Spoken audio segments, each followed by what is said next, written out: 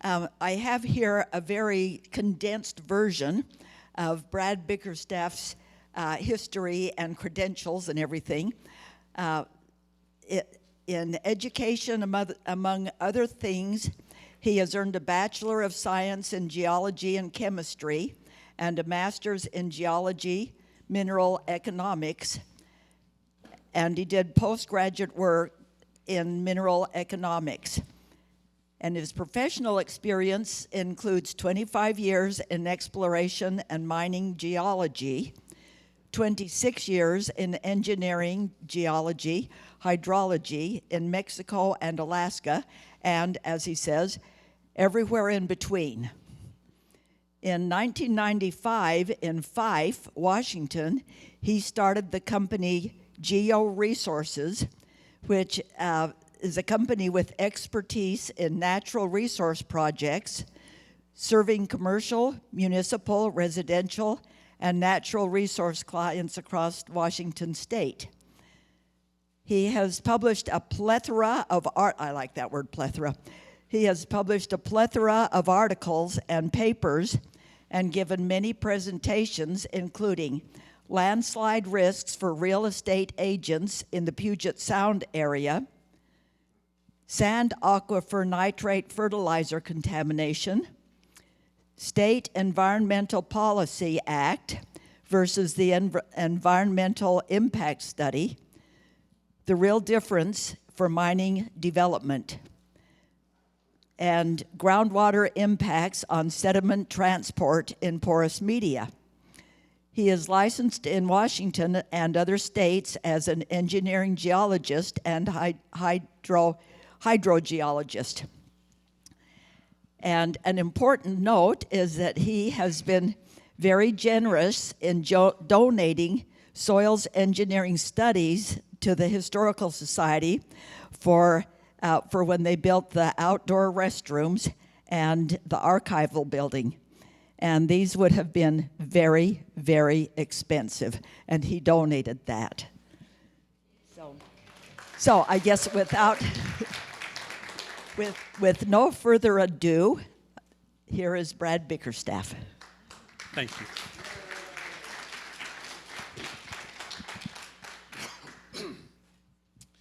Well, thank you for coming, and it's a pleasure to be here and talk with you guys. And effectively, my talk is the hydrogeology of Anderson Island. And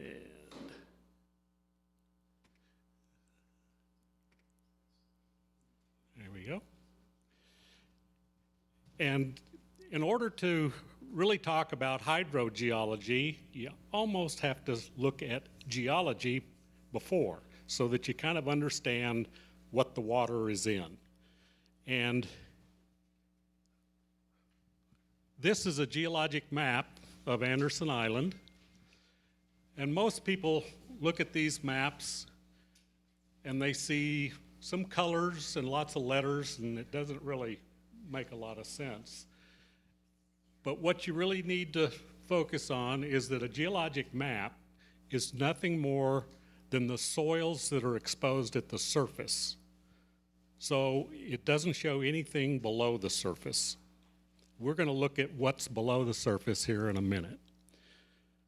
But in order to understand the geology of the Puget Sound, and in particular Anderson Island, we also need to think about glaciers, because the Puget Sound lowland area has been dominated by glacial activity for about 2 million years. There have been about 20 episodes of glaciers that have moved down here from Canada. These glaciers are not alpine glaciers like we typically see in photographs of a big globe of ice coming down a valley. These are continental glaciers that are gigantic sheets of ice. And through most of this time, all of North America was covered, including the Puget Sound.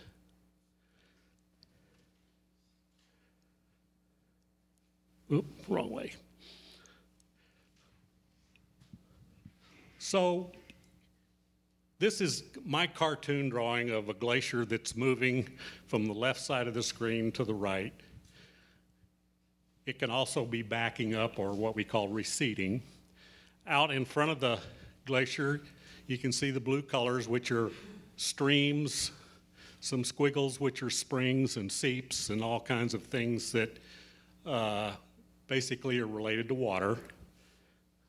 What's called erratics are large rocks that get picked up by the glacier and then carried along. Glaciers are effectively big conveyor belts, but they're also moving conveyor belts. So when we say that a glacier is advancing or moving forward, what it's really doing is it's being pushed from up above faster than what is melting at the front of the glacier. When the glacier starts to recede, the opposite is happening. It is melting faster than what the soil is allowing it to move, and then the ice and snow that would typically be feeding the glacier is able to keep up with. Out in front of it, on the right-hand side, you see something called an outwash plain, and this is a large area. It gets covered as these streams move back and forth across this big area, and it lays down layers of sand and gravel and other sediments that are associated with it. You can also have glacial lakes or proglacial lakes, and we'll talk about those a little bit more in a minute. So if you look at the line A to A prime, I keep going the wrong way. This is a cross section that represents if we took that picture of the glacier and cut a slice out of it like a cake, and we would be looking at the ice with all the crevasses at the top. It is moving to the right or advancing. Out in front of the glacier are outwash streams, and these are carrying and depositing the sand and gravels, which are called advance outwash. You still see some big erratics that get dropped off. So, as I was saying, it's like a conveyor belt. So all this material that gets dumped on the top of the glacier or is incorporated into the ice as it's moving, when the glacier gets to the point where all that material is at the end or the nose of the glacier and it melts, that stuff all falls down, gets picked up by these streams and seeps, and then gets carried off and spread out. Where the outwash gets overridden by the ice, it gets compressed and becomes very dense. And you can see that we have older glacial material, which is kind of what we have on Anderson Island. We have older stuff and then the younger stuff. The older stuff is what a lot of the wells are in, Salmon Springs, which is about 70,000 years old. And then the Vashon Outwash, which is the most recent glacial period, is between 12 and 15,000 years old.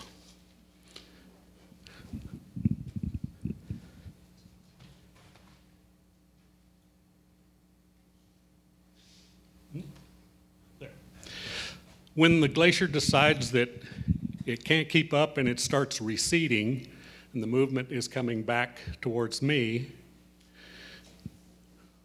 we see that the outwash is still there, but we're getting material in the upper part in front of the ice that is called recessional outwash. This material does not get overridden by the ice, and it's therefore in a much looser condition. The thing that most of us are familiar with on Anderson Island is called glacial till or hardpan.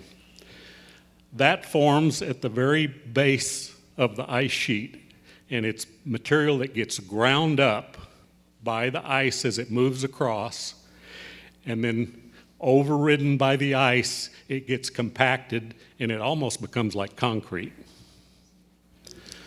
So the three basic soils that are directly related to the glacier are advance outwash, glacial till or hardpan, and then recessional outwash.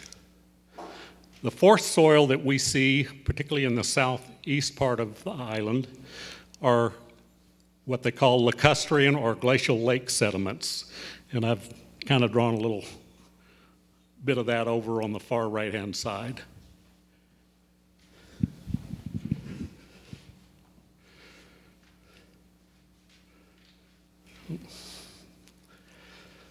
Here's a picture of the island that shows the water wells that are recorded by the Department of Ecology. So this is probably not all the wells. If your well is not on there, it's just not in part of their records. The numbers that you see there in blue are the elevation above sea level of the groundwater in the advanced aquifer of the Vashon glacial material. The red numbers are much deeper, and you can see that a lot of them are actually below sea level. And these are wells that are producing water from the Salmon Springs aquifer, which is the older glacial material.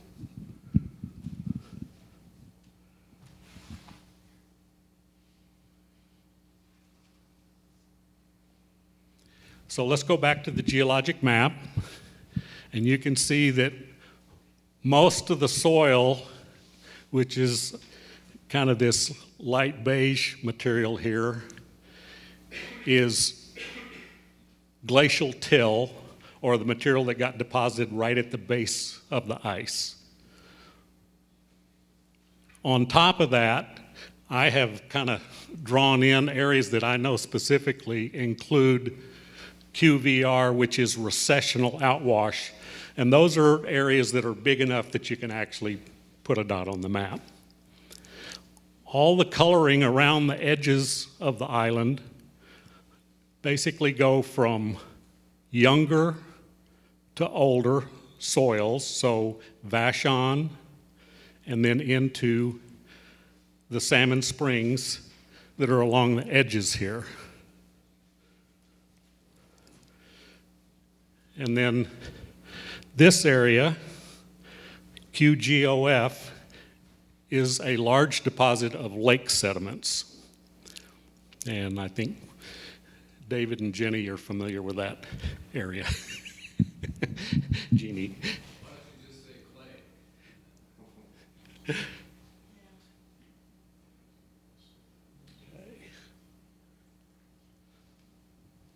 So on that map, there were two cross-section lines, and we're going to look at those. So the layer cakes that we looked at originally, you can see that the ice doesn't just move out, stop, and then start backing up and go away.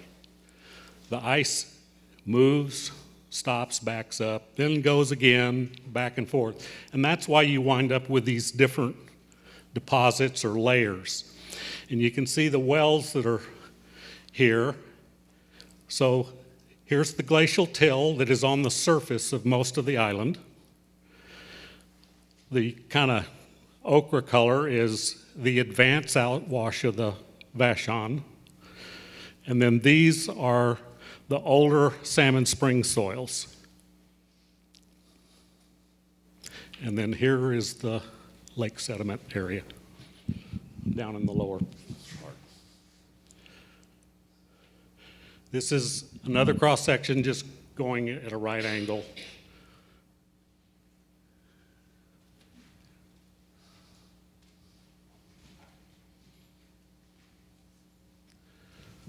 In terms of water quality, a lot of the issues that we see that are fairly simple to solve are iron, manganese, or arsenic, that it gets incorporated into the soils, and then when the water flows through it, it dissolves some of that material out. Luckily, we don't have a lot of arsenic on the island. Graham, that area actually has a fair amount. But we do have iron and manganese. Those are easy to remove chemically or with filters. Turbidity is basically cloudy or dirty water. If your well is producing water that is not clear, it's probably because the well either wasn't properly developed or something has changed within the water system itself. So a rapid increase in the water level or a rapid decrease in the water level can activate the sediments in the soil. Coliform bacteria, it can actually be natural, and that includes plant debris and things like that that actually produce nitrates and coliform bacteria as it decomposes. Iron bacteria is usually associated with older wells that have steel casings that have begun to rust or decompose, and the bacteria feeds on the iron oxide.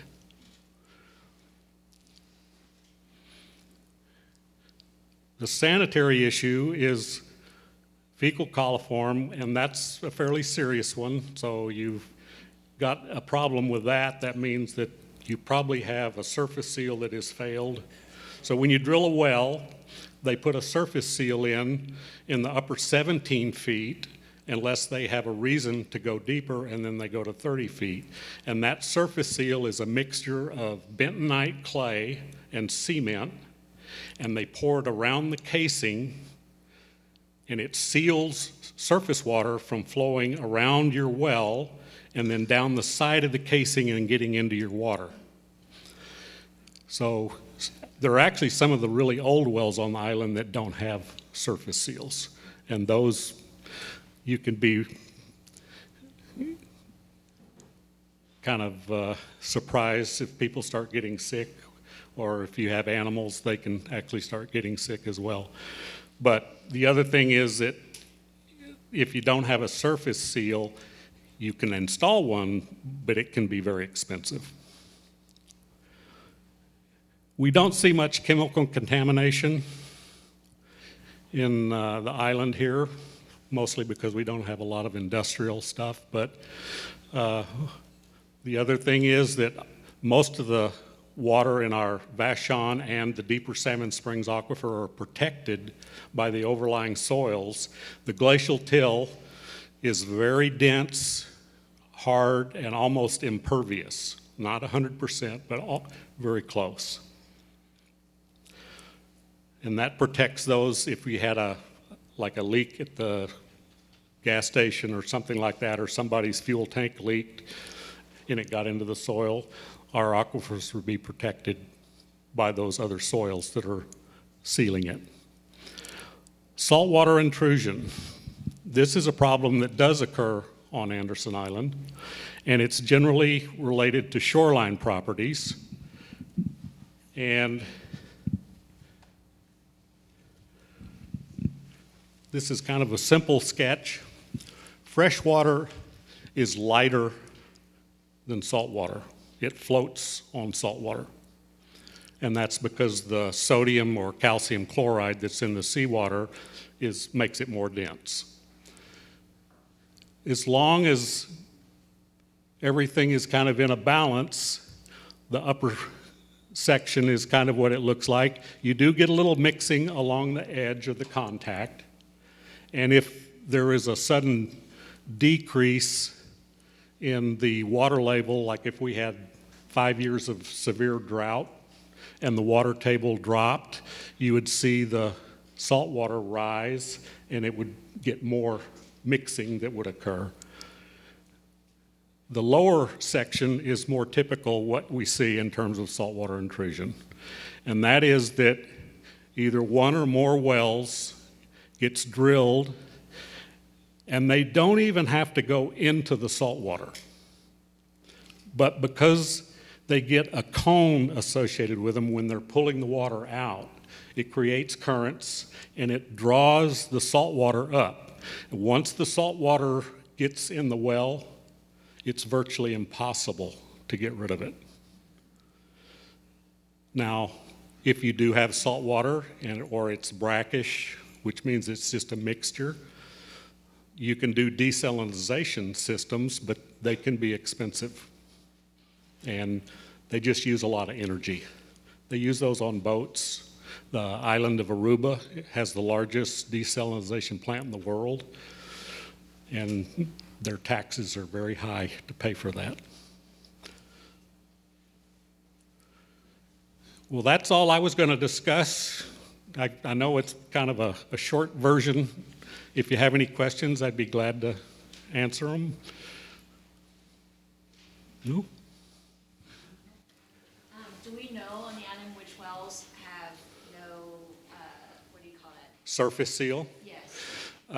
Well, I know of a couple, but no, I'm sure that they were all drilled probably before 1960.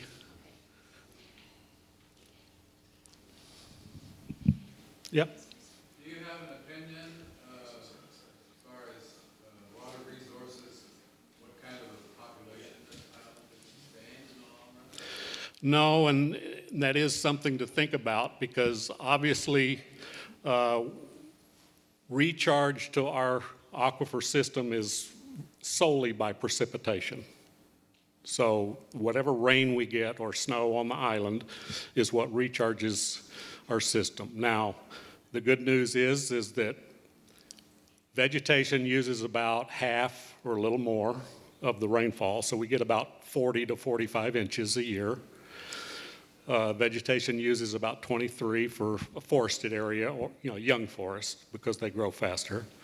And then you get a little bit of runoff maybe because of the hard pan or the till, which goes into the creeks or streams and into the lakes. The rest of it, in theory, recharges the aquifer systems. And when we were looking at the sections and the glacial till kind of shows it being continuous, reality is it's not.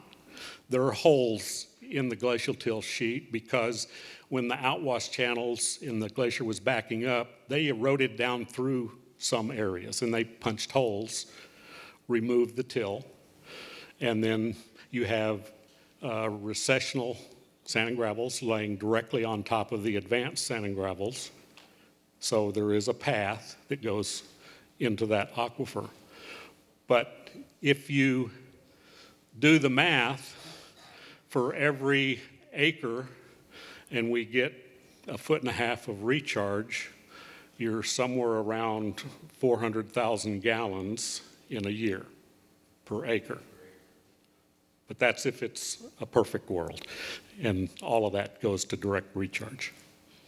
So the question is, what could you sustain? Well, that takes a fairly involved study to figure out how much water we have in the deeper aquifer, because all of the wells in particular for the Riviera are in the Salmon Springs because it's a higher producing aquifer. The Vashon Advance is maybe a dozen wells on the island that I know of. My well is in the Vashon. It's below the till, so it's protected. And we haven't seen any effects, but we've only been there for 5 years. But at some point, if the Riviera were to be completely built out and people were not conserving water, doing silly things, you can deplete the aquifer. You would have some warning because I would hope that the Riviera is monitoring the water levels in their wells and they would be able to kind of give everybody a heads up and say, slow down. Yeah. The Northwest is really kind of a unique environment. I mean, if you haven't traveled throughout the rest of the U.S., there are a lot of places that have water restrictions during the summers now. East Texas, Arizona, New Mexico, some parts of California, because they're running out of water. What's feeding these lakes? Is there some kind of underground spring or river that's making these lakes bubble up with water? Well, they're getting, Fresh water, I mean. yeah, they're getting recharged by the Vashon Advance a little bit.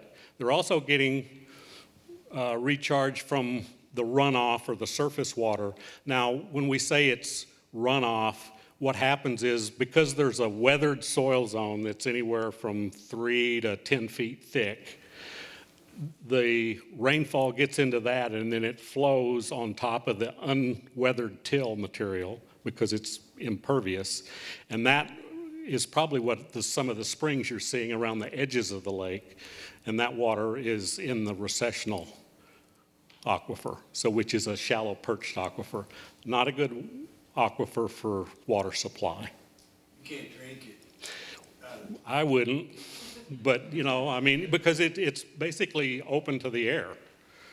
So birds, deer, you know. Can you just elaborate a little bit more on perched aquifers? Yeah, so a perched aquifer is an aquifer that is within, like we talked about, the recessional. So we have hard pan, and then we have a few feet, say 8 to 10 feet of recessional sand and gravel. Water rains, gets into the recessional gravels, filters down, and because it can go much faster through the sand and gravel, it hits the hard pan and it slows down. So to give you an example, water can go through sand and gravel up to 60 feet in one day. Okay, that's a nice clean gravel. Hard pan, it's about 12 to 14 inches per year. Very slow. We actually tested it, so we know that that's the case. So that water that goes down and then sits on top of the hard pan and moves laterally is what we call a perched aquifer, because it's just hanging there. Yes? Do we have much of a recharge from septic drain fields? Where does that water go? Well, that mostly goes into the recessional aquifer, the one that's perched on top of the hard pan, because it's not going to go through the hard pan. Now, in theory, a septic system is designed that by the time the water goes through your drain field and comes out the other side, it's drinkable. I know none of us would do that, but that's what the theory is. And so the only thing that I would say is that probably the bacteria, the fecal coliform, is gone, but the nitrates aren't gone because nitrates are very, very soluble. And the study that I worked on in Texas was related to farmers that were putting heavy doses of fertilizer on their crops every year, and the water had reached such a high level of nitrates that they didn't even need to add fertilizer. They could have just watered from their wells, and it already had fertilizer in it because it was so rich in nitrate. And what it was doing is that women that were giving birth, their babies were being born as blue babies, nitrogen necrosis. And they had to have a full blood transfer. Yep. So there's a persistent, what you might call a rural legend, that there's an aquifer that starts at Mount Rainier, and the water goes down there, comes under Puget Sound, and comes up at Anderson Island. Do you think there's any truth in that? I don't think that it comes up on Anderson Island, but it's in theory it could go across under the Sound, although the Sound's pretty deep. So it would be way below where we are. Yeah, most of our recharge is rainfall. Since you're geotech, this is kind of maybe getting off this a little bit, but some people have been walking the coast of Anderson on the east side and noticing water kind of flowing down the side, kind of on the more northern, mid-northern part of the island. Mm-hmm. And have been thinking that this was coming from the lakes, that the lakes are draining. Well, I think the lakes are almost perched in the till. And, you know, not that there's not holes in the till like we talked about, but for the most part, the water is kind of captured there. If the lakes get full enough, I'm sure that they overflow into those recessional sands and gravels and might go, laterally. A lot of the water you see in the bluffs around here is simply groundwater that just keeps filtering down. As slow as it might be, it still happens. And then it hits another layer that's got more clay in it. The lake sediments, we think they're clay, but in reality, they're about 8% to 10% clay. They're mostly a super fine silt. It's like rock flour. When you go and look at the rivers, the Puyallup or any of the other rivers around here, and they're running white from the glaciers, that's rock flour that's mixed in, and eventually that settles out. I'm just wondering, is that benzene layer in the lake too? Because that old person I talked to recently, they said that sometimes during the earthquake it fractured a little bit, and then more water came down. And she said something about also there's such a thing as sealing a lake. Yeah, you can seal a lake. In fact, that's been done. I wouldn't be surprised that it was done for the lakes here. But yeah, you use bentonite. What's it called again? Bentonite. It's a clay, the natural mineral. The drillers use it when they drill holes for drilling mud. And what it does is it just makes everything thick. You can take a cup of bentonite and it will increase its volume about 21 times when it gets wet. And it's horrible stuff. When you get it on, it's like slug slime. You cannot get it off. Yeah? Well, I think it's pretty good. I mean, they get it tested probably every month. And I've heard that this is the cleanest water in the Northwest. Yeah, they told us that in Colorado too. So. I've heard different parts of the island have, they dry up. There's different places, the south end than the north end. The Riviera has pretty good water access, but other places they dry up in the summer. Is there an explanation for that? Is that just a certain person's well, or is that more a broad experience? And what about Ketron? How's their water supply? Well, they're getting the water just like we are from the Vashon, and then I don't know if any of their wells go deep. They probably do, because I know there's a couple of community wells over there. But yeah, the wells that go dry are just not drilled deep enough. And so what happens is the water table fluctuates every year like it does. So the high period for water is about May in the water table. And then in about October, it's down low. And then it starts recharging and coming back up. And it just takes time. From your diagram earlier, there are, obviously, I think there are 9 wells in the Riviera, 3 are in use. And there are many, many other private wells and wells on the island. Mm-hmm. Are they basically one tapping one of the 2 major aquifers, or maybe some shallower ones? Or, Yes. and then what is the risk of contamination of the whole water system? I'm going to go back. Whoop. Okay. So the surface, if you think about what the ground surface looks like today and then think a glacier coming across it, that's really what we had 12,000 years ago.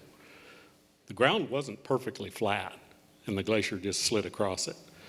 It was up and down, and water level was down about 200 feet, and the island was probably lower, and especially when the ice was on it, we had about 3,000 feet of ice right here. So it was a very big glacier, covered the whole area except for the Cascades. And when you think about that surface and you get water that is in the older material or even in the advanced outwash, where you had a high spot, you may not have any water there. So that's why you can drill a well and have a dry hole. Or if you drill over here, You get a little bit of water, but maybe during the dry time of year and the water level in the aquifer drops, your well goes dry. Yes? So I have a two-part question. One is, how big is the Vashon outwash aquifer? Do you guys have a sense of that? And then the second one kind of goes off for what Chuck was asking about to some degree. I know we have, one of our wells has saltwater intrusion, and that the county health department and ecology are not allowing folks to drill in areas where you have potential for saltwater intrusion. Correct. With the citing that this could potentially affect the aquifer overall. Yes. And so I wanted to get your, more explanation about that if you had it, and then talk a little bit about the Okay. size of the Well, so the Vashon Advanced Aquifer covers a large area. It varies in thickness. I've seen a few borings that we've drilled on the island that it's been as thin as 20 feet, but I've also seen it as thick as 80 feet. Just depends on where you are. Remember, even though the ground surface was uneven, so was as the glacier was moving around, because you have channels under the ice that are eroding, and you have all kinds of things going on that make things unbalanced, uneven. Sometimes you get a big chunk of ice that falls off and becomes what gets stuck, if you will, and the water runs around it, erodes it, and the ice keeps going down and down and down, and then by the time the ice melts, it's a big hole, and that's what we call a kettle. And sometimes they can be 150 feet deep. One thing that I asked and didn't really get an answer to, I got it early, was the risk of contamination by other wells to the main aquifer. Like the saltwater, even This- E. coli yeah. or coliform? Well, yeah, so the health department and ecology both have moratoriums on areas that have known saltwater intrusion, because it doesn't get better, it only gets worse. The more water you remove, the more contamination you get. And sometimes they actually make people seal their wells, and then you wind up having no water. But it just depends on. But is there then a risk if we're both sitting in the same Vashon aquifer, and one's pulling salt water up, is it a potential for contaminating these other wells on this other side with salt water? Depends on how close they are, but yes, because you remember that cone Yeah. that around there, because so the salt water starts coming up to the well that's pumping, and then if the other wells are also pumping and the water table is going down, as that water table of the fresh water goes down, it's less weight that's holding the salt water, and so then the salt water starts rising, and at some point that well, the cone will be intercepted by the pump in that other well. And so if they're fairly far apart, there shouldn't be a problem. Or if you're pumping at a low rate. A lot of times what ecology does in areas where they have known saltwater intrusion is they put restrictors on the pumps so that your pump is limited to 5 gallons a minute. And then you have to pump into a storage tank, and that way there's much lower risk of affecting the water table and the water quality.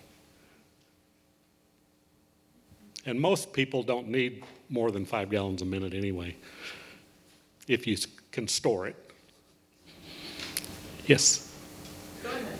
Oh, go ahead. I'm done. No, it has to do also with, my next question has to do with the, for example, like coliform bacteria, E. coli. I mean, how much movement of the aquifer is there? And is that something like if you have E. coli in one well, that it could potentially be drawn into other wells or through the aquifer?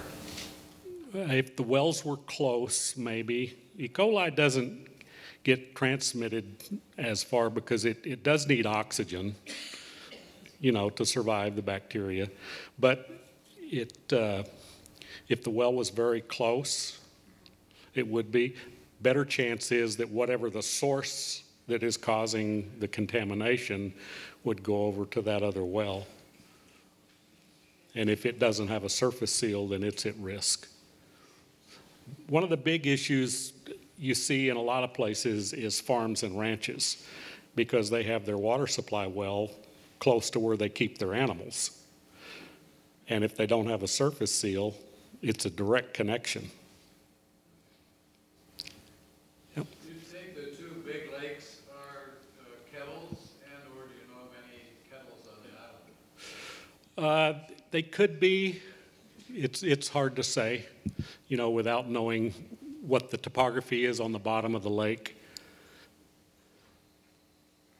Yes, ma'am. I was gonna ask, what typically happens, when there's, could be an earthquake or whatever, what happens to the aquifers, or, I mean, when the shifting of the plates and all that, what actually happens? Or is it so deep that they don't really get affected, or what happens? Well, some people say that it affects their wells. I know in the Key Peninsula, when they had the last Nisqually quake, there were several people that they lost water production in their wells.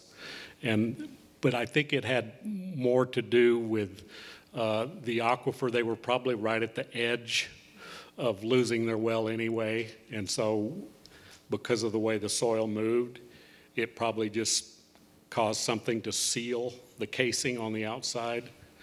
And I know there's been a couple of people on the island that have had issues with sediment in their well, particularly shortly after they drilled them and were starting to use them.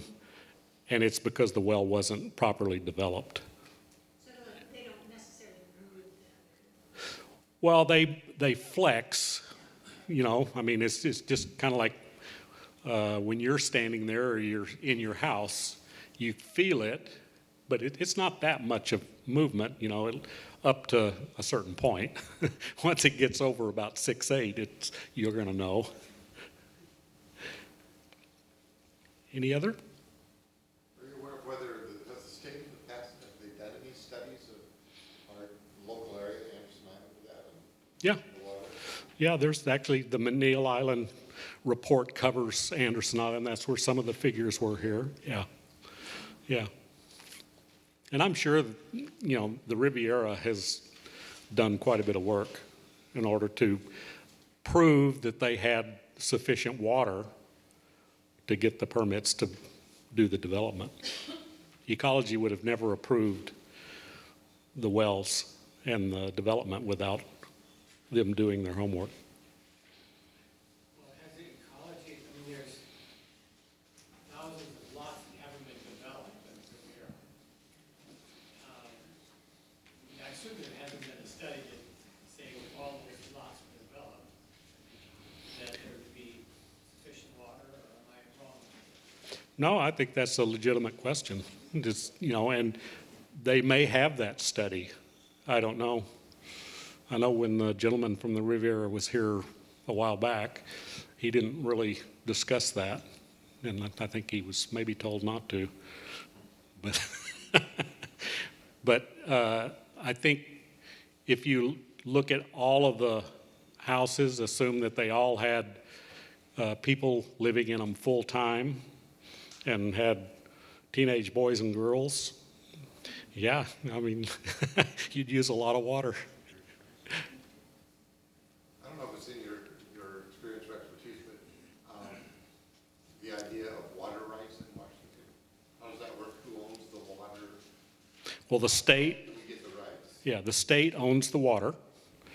In fact, most states in the U.S. own the water. And then you apply for a water right. It's really hard to get a water right, or what they call a water certificate these days, really hard. And they give preferential treatment to communities, residential. I'm sure they have water rights for the Riviera.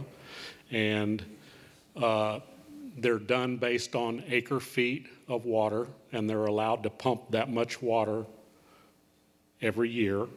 If they don't use that water, then those rights go back to the state. So I'm sure that the Riviera is making an argument that they're have the potential to sell those lots and develop them and then would need the water, and that's probably going to protect them from losing any water rights. But there's a lot of farms and ranches that about when they went through all the water rights stuff about 12 years ago, they were forced to put meters in their wells. And if they didn't use the water, the state took that part of the water right back. So then what you had was, of course, people going out and turning their pumps on and just running the water so they could say they used it. But there's other things like most of the timber companies have wells that are for fire protection, and so those are an intermittent use. So there's all kinds of different things that ecology looks at. But if I think we're all recognizing that we've been discovered and the growth that's going on here in the development. Do you have an opinion if Anderson Island were to grow itself out, not just the river, but the island itself? Do we have enough supply on our aquifers to support that kind of a demand? I think the interior area of the island would. I don't know that you would be able to develop all the properties along the shoreline, mostly because of saltwater intrusion. And I know they've already been doing a lot of restrictions on people, particularly on the south end of the island. And then I know they made somebody abandon their well at the end of the road here just about 2 years ago. But it hadn't been used in a while anyway, and it had documented saltwater intrusion, so. I heard that there are wells on Vashon Island that are 1,000 feet deep, or, you know, that they will really go down and do actually acquire water that's coming off the mountains and flowing very deep. Is that true or not? Well, I don't know if it's true, but there is the potential to go deeper and find additional water supply. And it's going to be good water. There are a lot of erratics on the south end around where, for instance, where we live, that are discovered, on the beach and where the soil is eroded. Huge rocks that are the size of a major truck, for instance. Mm-hmm. And I'm wondering if Anderson Island was kind of at the end of the glacier for a while. Well, and you see the sand and gravel glacial moraines that surround the island. It is very interesting, geologic history. Yeah, and there have been several pulses in the Gig Harbor area, and they may extend to here. I noticed, on the southwest side of the island, there's actually some organic rich layers or peat deposits, and it's got till on both sides of it, and that probably means that you had a period where the ice went across it, backed up, and then there was no glacier for at least long enough for vegetation to develop, and then the ice came back over it and covered it, and then it turns into like peat. So yeah, the glaciers move back and forth. We like to, in our minds, make things real simple and layer cake, but that's not the way it is. Yes? I'm struggling to understand how the recharge works. You said we get about half the water that doesn't go to vegetation from rain and snow, and it goes back into our aquifer, is that correct? In theory. How long does it take for when that rain hits the surface to get down into that aquifer? If you have no till, so you have a hole or a window in the till deposit, it could be a few weeks to a few months. But if you're talking about glacial till that's continuous across there, it could be years. But it's always in process. So to get back to the discharge from our septic tanks, and you said the water other than nitrites is pretty good. Is not that water also filtering through and getting down to the aquifer and recharging it? Yes. Okay, so there is some kind of a circular Mm-hmm. use, even with more development. Flushing toilets goes into septic, goes into the drain field, goes into the soil, goes into the aquifer. Yep. There is a little bit of a loop there. Right. And so we have to hope that the original theories of septic design were correct.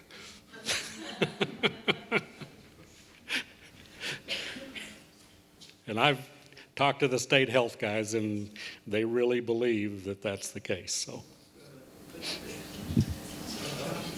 Yes, ma'am. I'm back up on Vashon Island. They have a lot of places, they've got a lot of land, it's very expensive to buy land up there. But land is not available to build on very much because of water rights. And so there was questions and stuff about being able to use rainwater. And I can't, cisterns? No. Is that what they're called? Rainwater cisterns? Mm-hmm. But people were told that that was illegal. Well, they're making the argument that the state owns the water even before it hits the ground. I don't think I would agree with that. Most other areas, that's not the case. I know when we lived in Montana, we collected the rain and snow off the roof. Didn't even have insulation so that it would melt and run into the gutters. We had heated tape and all that stuff. All went into a cistern with filters. So, yeah, I think you can do that. You know, we've looked at properties in Utah, and you have no ability to drill a well because it's restricted. So you have to collect the snow and the rainwater or haul it. So the salt water, I see bedrock there, our salt water that's around the island, our diagram is showing the top of it intruding to the lighter fresh water. At the bottom of that scale is to see the salt water sitting on bedrock, and then can people actually drill down below that? Yes. Is there fresh water under there because of sort of protected by the bedrock? Yes. Okay. Yep. That'd be the deep, very deep wells. Right. And yeah, there are wells in East King County that are over 1,000 feet deep too for single family residents. And they make 3 gallons a minute.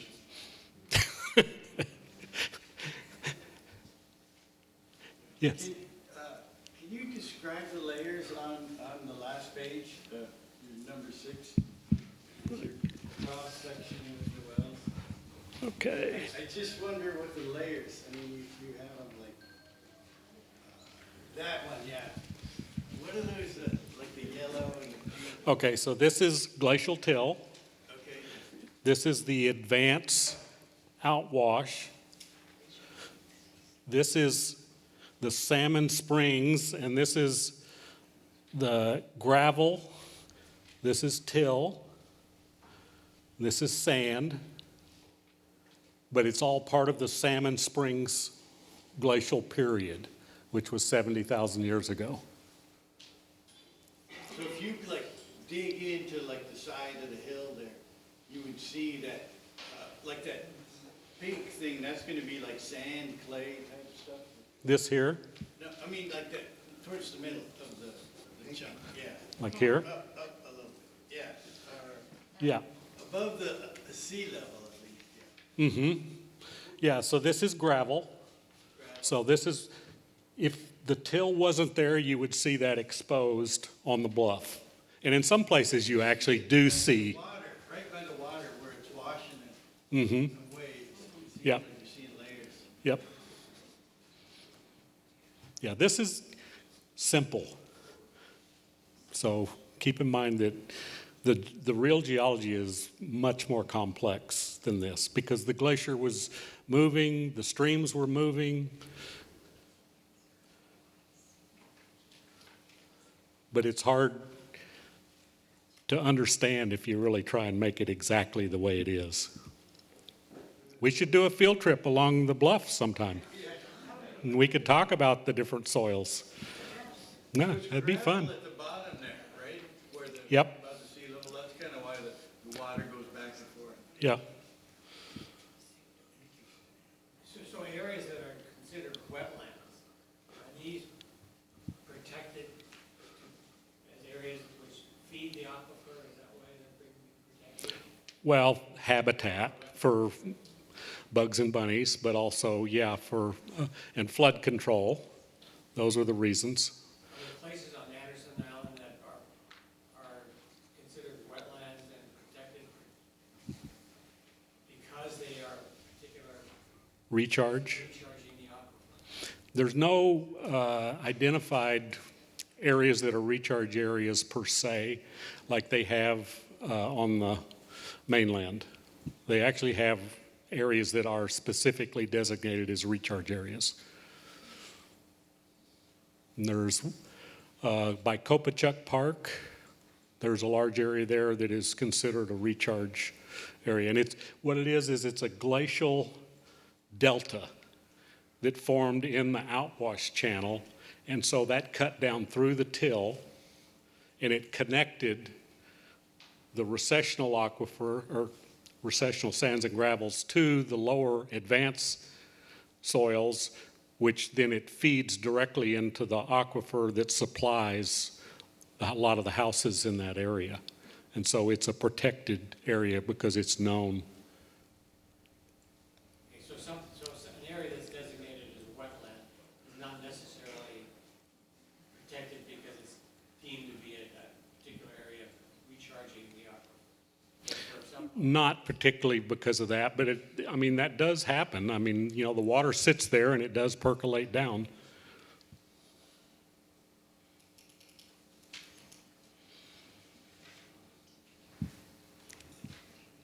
Anybody else? Okay. Well, thank you very much.